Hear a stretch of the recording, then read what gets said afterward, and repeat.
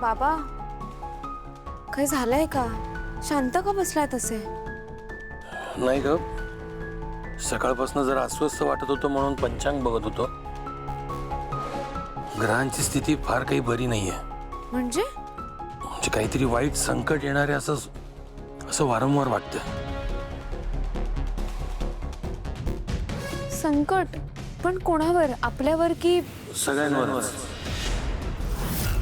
म्हणजे परिस्थिती अशी आहे की जे काही येईल ते खूप मोठं वादळ घेऊन येईल असंच वाटतंय. आजोबा ते बघा, संकट संकट दिसू राहिले की हो मला. आज क्रिकेट मध्ये मी लवकर आउट होणार वाटतं.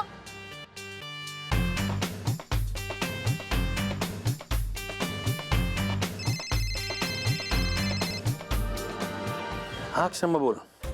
आलीस तू गुरुकुलामध्ये? हो सर, मी गुरुकुलातच आहे. तुम्हाला काहीतरी विचारायचं होतं. हा, विचार ना. सर, तुम्ही कोणी माणसं पाठवली होती का गुरुकुलाची पाहणी करण्यासाठी? माणसं? नाही, मी कोणालाच नाही पाठवलं. का, काय झालं? सर, 2 अनोळखी माणसं आली होती. हा. बबन सफाई करत होता. त्याला वाटलं ती माणसं तुम्हीच पाठवलीत, म्हणून त्यांनी त्यांना आत सोडलं. बरं, कोण होती ती माणसं? म्हणजे काय काम होतं त्यांचं? तेच तर कळत नाहीये ना सर. बबनने सांगितलं, त्यांनी त्यांची नावे सुद्धा सांगितली नाही. आम्ही पालक आहोत, प्रवेशासाठी जागा बघायची असं सांगितलं. ते आत आले, गुरुकुलाच्या जागेचे फोटो काढले आणि निघून गेले. काय?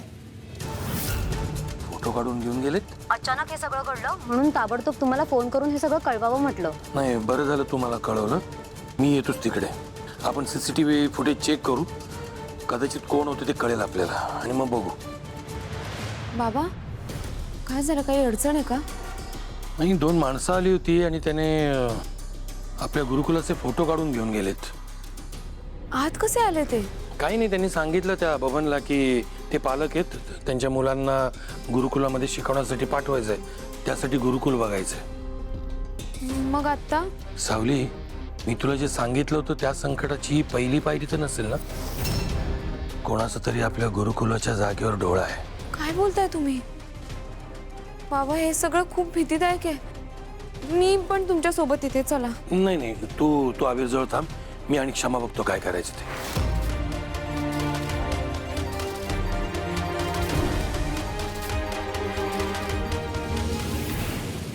चीटर चीटर ओ वी चीटर चीटर तू चीटर आहे. तू चीटर आहे. चिटिंग ओ बबलू काका थांबा जरा. काय झालं रे, माझ्या बाळाला चिटर का बोलतोस तू?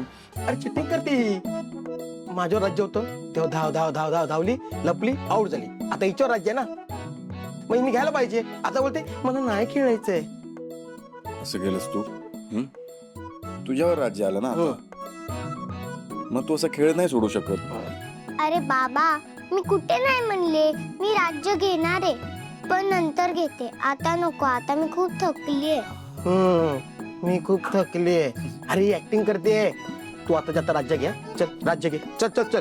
अरे बबलू काका प्लीज समजून घे ना रे मला. प्रॉमिस. मी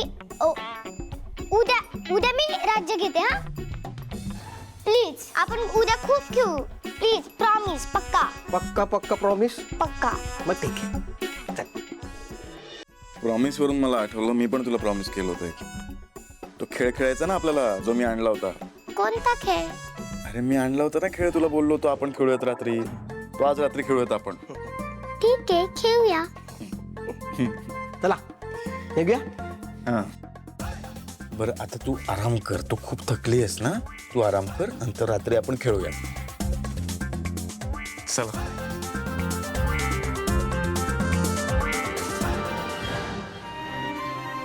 बाबाला कसं सांगू की तो गेम आता खेळताच येणार नाही. मोनिका काकूने तोडून टाकलाय. बाबाला कळलं तर किती वाईट वाटेल. आता काय करायचं? बाबा रात्री आला, गेम बद्दल विचारलं तर काय उत्तर देऊ? काहीतरी केलं पाहिजे.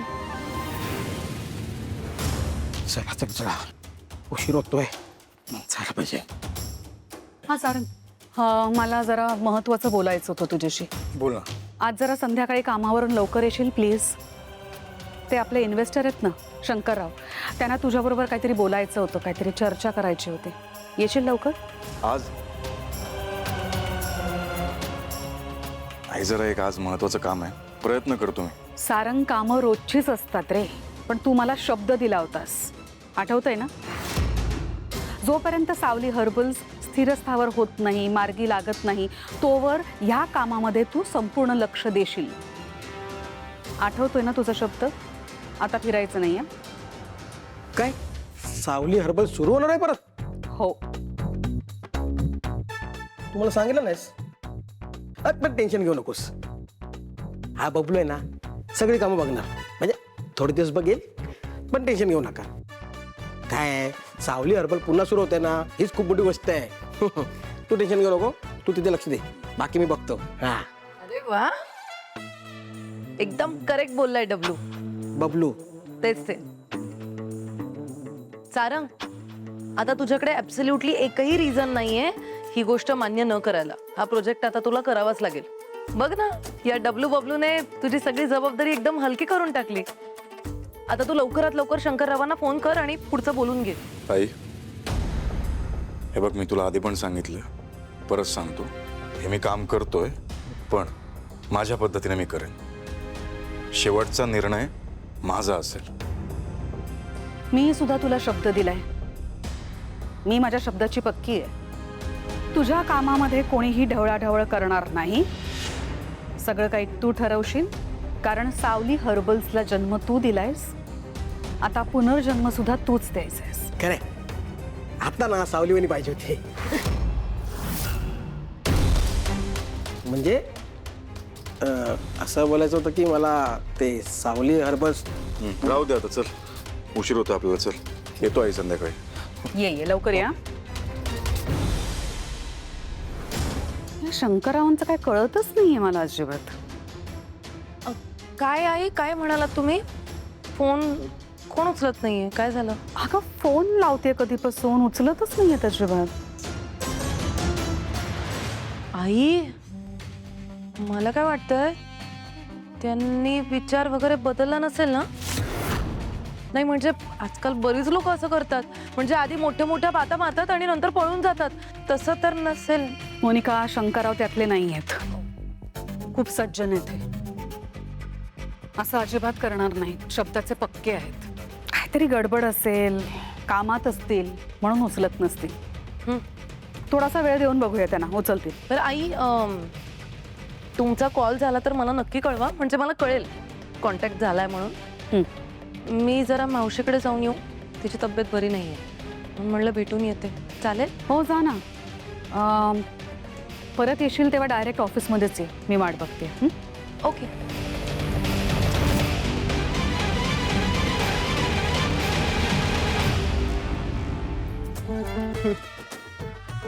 आई, मी तर कंपनीत येईनच हो, पण तर शंकरराव येईल की नाही याची गॅरंटी नाहीये, कारण त्याचा काटा मी आधीच काढलाय.